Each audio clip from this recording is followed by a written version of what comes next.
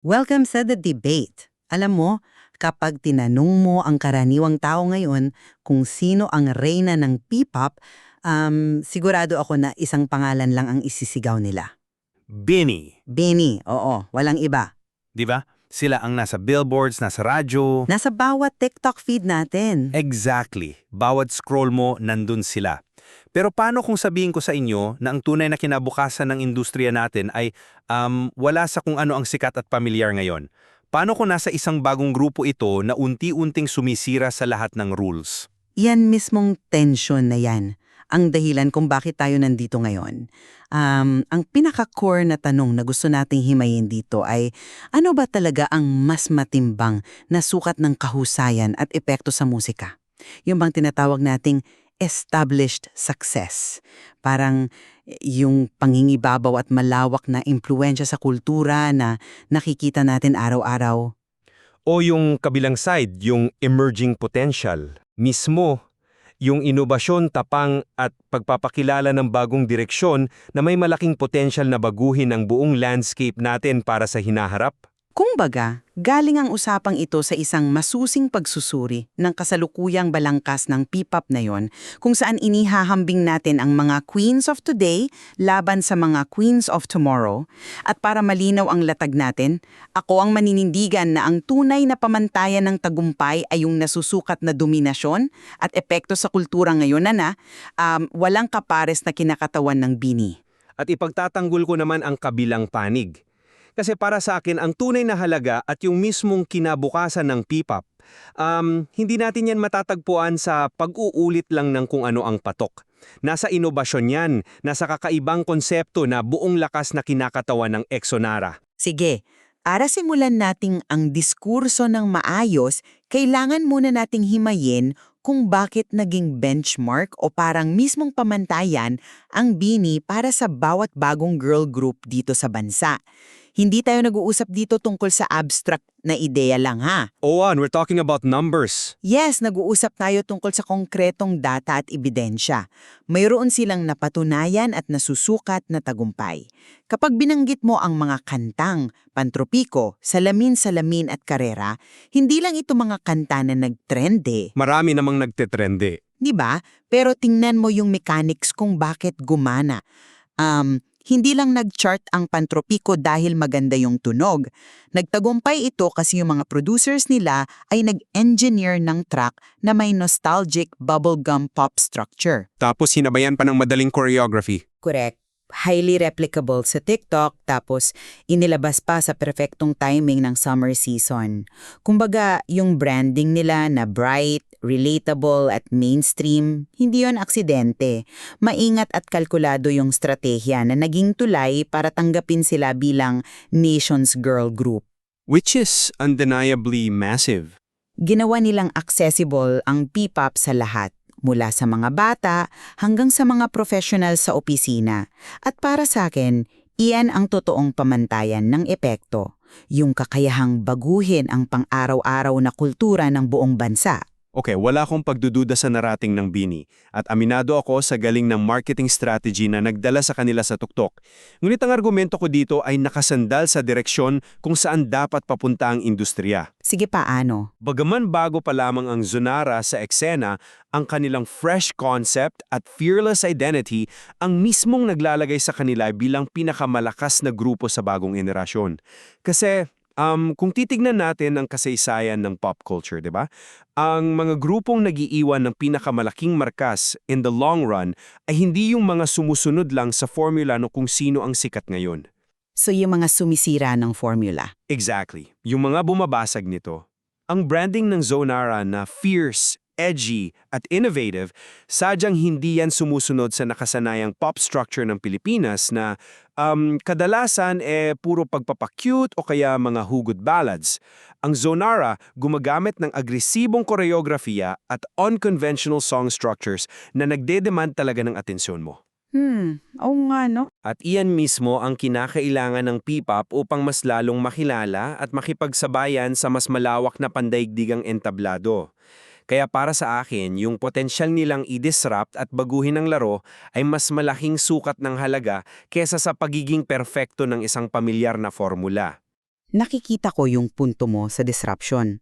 Pero kung pag-uusapan natin ang sukat ng kultural na impluensya, yung pagtatapat ng mainstream appeal laban dyan sa conceptual innovation na sinasabi mo, malinaw kung saan nanggagaling ang tunay na pagbabago. Paanong naging malinaw? Kasi ang tagumpay ng Bini ay pambihira dahil sila ang naging gateway group.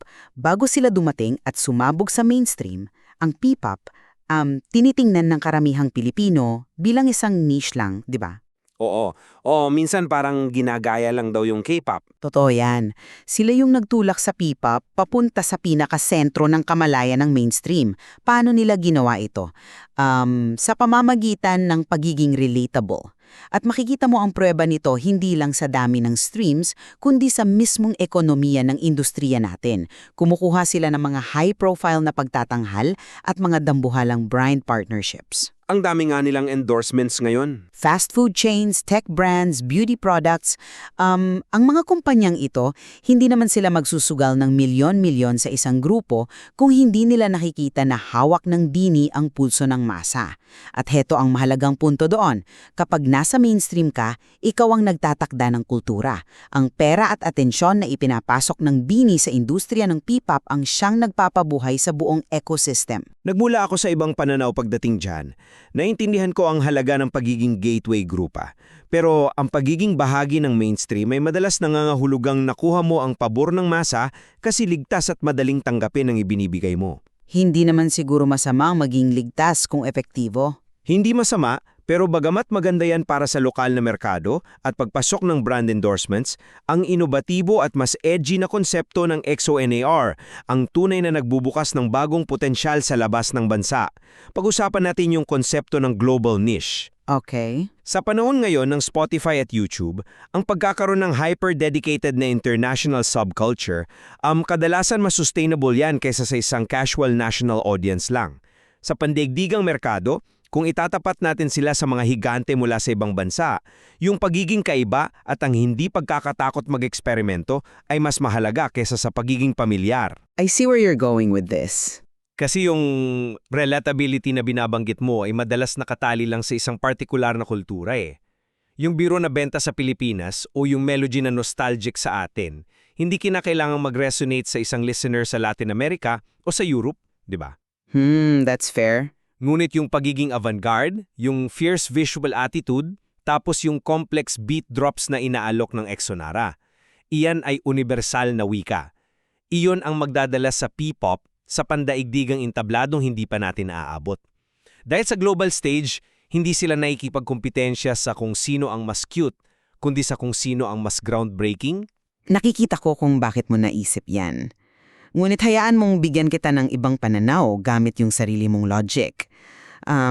Gusto kong gamitin natin ang analohiya ng isang tulay. Sige. Ang Bini ay ang matibay at malawak na tulay na nagkakabit sa ordinaryong mamamayang Pilipino mula sa mga nagko-commute araw-araw hanggang sa mga nag-uopisina papunta sa mismong konsepto ng P-pop. Bago ka makapagtayo ng isang edgy at komplikadong arkitektura ng musika tulad ng inobasyong inaalok ng Exonara, kailangan mo muna ng solidong pundasyon. Kailangan mo munang papaniwalain ang masa. Mismo, kailangan mong patunayan sa mga namumuhunan na ang P-pop ay isang lehitimong industriya na para sa kanila. Yan ang nasa katuparan na ng Bini. Ang totoo niyan, nakakapag-eksperimento lang ang mga ahensya ngayon at nakakapag-debut ng mga edgy na grupo tulad ng Exonara dahil na-normalize na ng Bini ang pagtangkilik sa mga local na girl groups. May point ka doon. Di ba't mas may timbang ang mismong paggawa ng highway kaysa sa pagbili ng isang magandang sports car na wala pa namang sementadong kalsadang tatakbuhan? Ipinakita ng Bini na kaya nilang kunin ang masa at ang masang iyon ang nagbibigay buhay at pondo sa buong industriya para makapag-innovate tayo in the future. Maganda yung analohiya ng tulay, pero isipin mo ang susunod na hakbang ng mga taong iyon. Kapag nakatawid na ang audience sa tulay na ginawa ng Bini, anong sunod nilang hahanapin? Hahanap sila ng bagong pakikinggan. Exactly.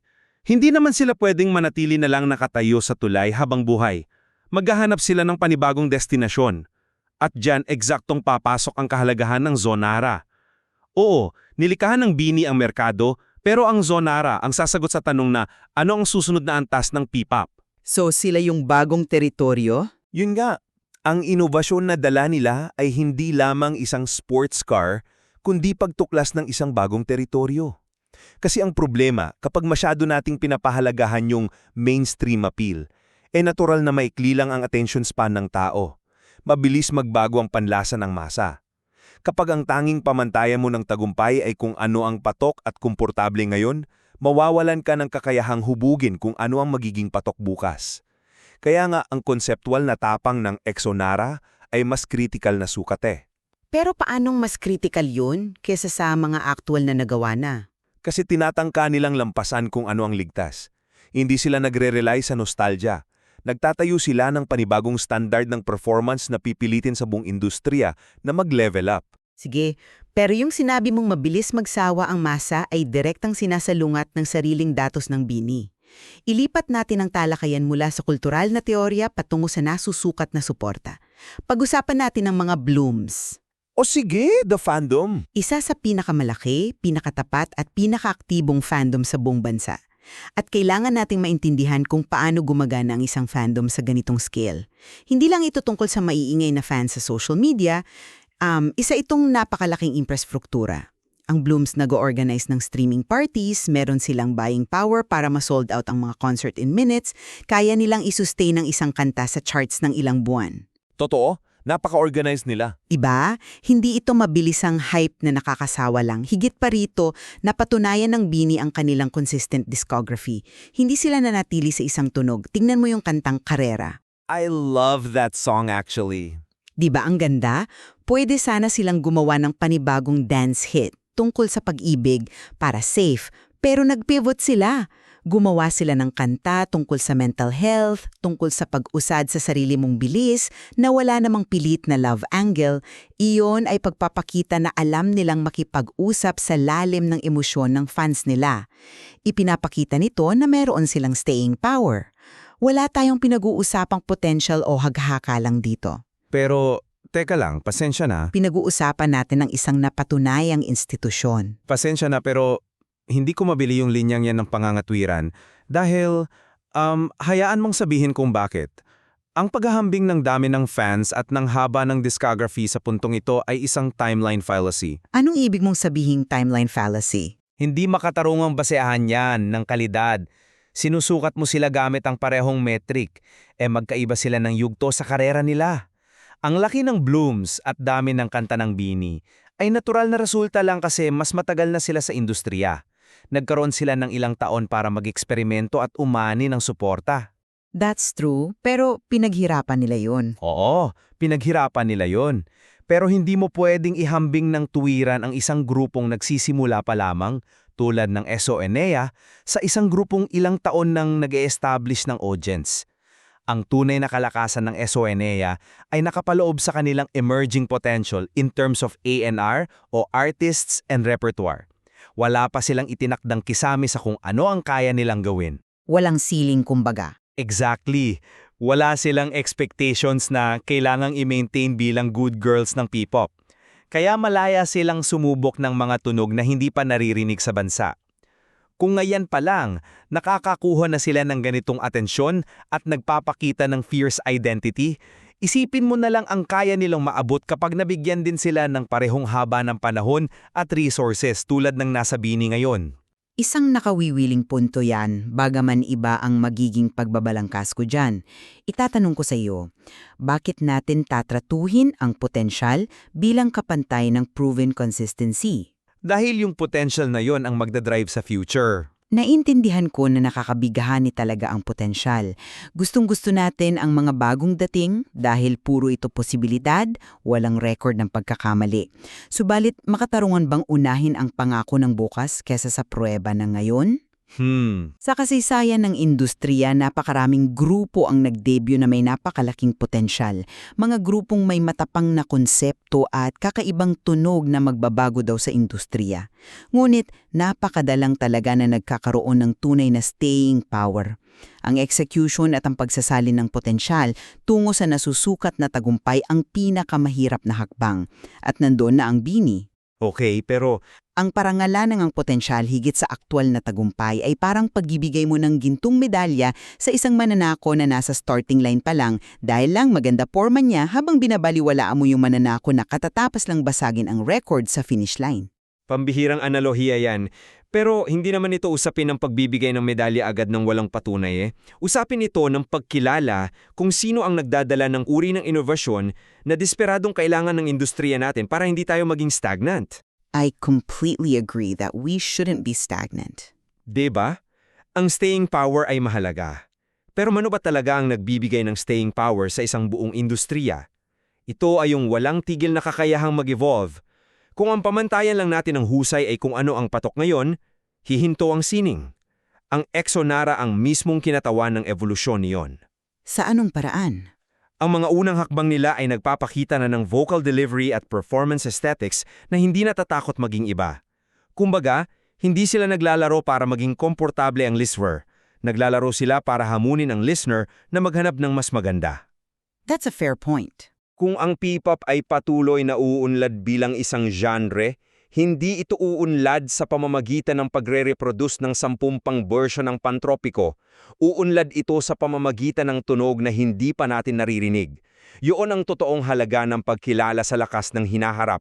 Hindi ko minamaliit ang kontribusyon ng Bini, kundi kinikilala ko na ang pamantayan ng tagumpay ay dapat ring isaalang-alang kung sino ang nagtutulak sa mga boundaries ng sining natin. Magandang punto yan. Pero alam mo, ang sining at inovasyon ay may halaga at epekto lamang kung mayroong audience na handang makinig at tumanggap dito, di ba? At dyan muling lumalabas ang lakas ng mainstream appeal ng Bini. Ang grupo ay hindi nakakulong sa kanilang mga naunang hits. O, hindi sila one-hit wonder.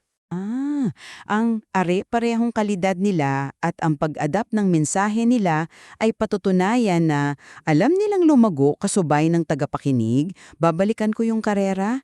Isang inobasyon din iyon, ngunit inobasyon siyang may malalim na koneksyon sa damdamin ng nakararami. Ang kakayahang pagsamahin ang mataas na kalidad ng musika at ang pag-reach out sa masang Pilipino ay isang pambihirang talento.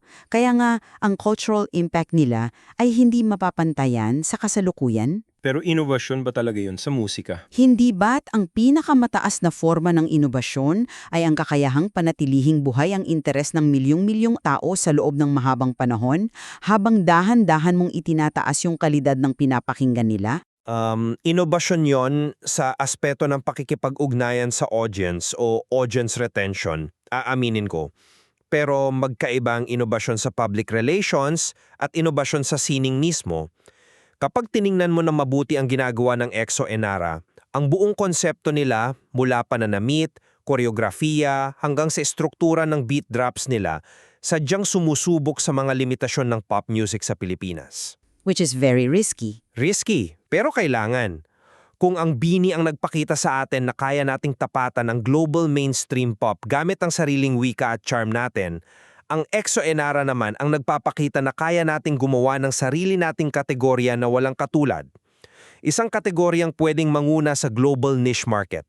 At sa napakahigpit na competition sa labas, pagkakaroon ng kakaibang kategorya ang pinakamatalinong pwesto. Alam mo, kapag tinitimbang natin ang lahat ng ito, malinaw kung saan humahantong ang aking panindigan.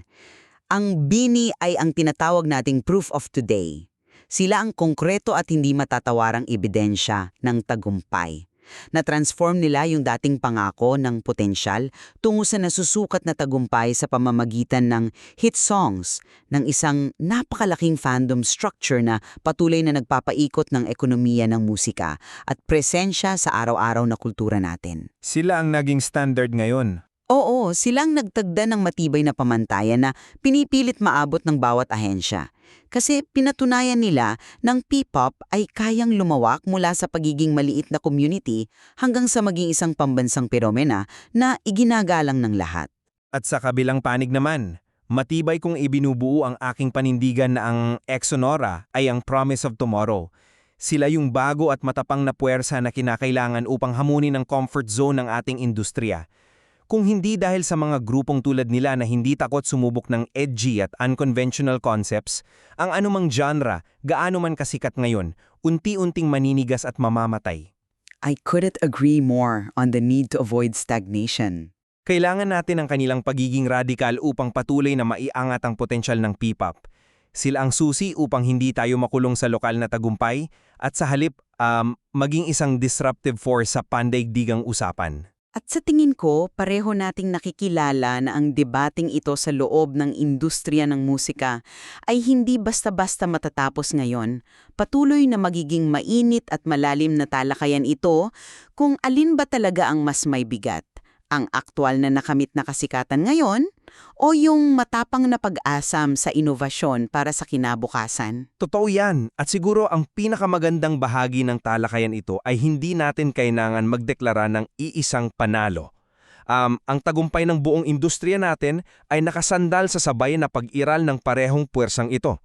Kung walang bini na nagpapalawak sa merkado at nagpapasok ng malalaking investments, walang magiging espasyo o pondo para sa isang grupong tulad ng EXO and ARA para malayang mag-eksperimento. Balanse lang talaga. At sa kabilang banda naman, kung walang grupong tulad ng EXO and ARA na patuloy na sumusubok sa mga limitasyon natin, walang patutunguhan at mabilis na malalaos ang industriyang mahirap na binuo natin ngayon. Kaya sa huli, nakikita natin na ang industriya natin, kailangan niya ang anchor at kailangan din niya ang layag. Kailangan natin ang matibay na pundasyon at ng patuloy na paggalaw paharap. Sa pagharap natin sa patuloy na ebolusyon ng P-pop, naiwan sa inyong mga kamay ang kalayaang bumuo ng sarili ninyong konklusyon mula sa ibinigay nating mga pagsusuri. Hanggang sa muli, ito ang The Debate. Maging mapanuri at patuloy nating suportahan ang musikang Pilipino.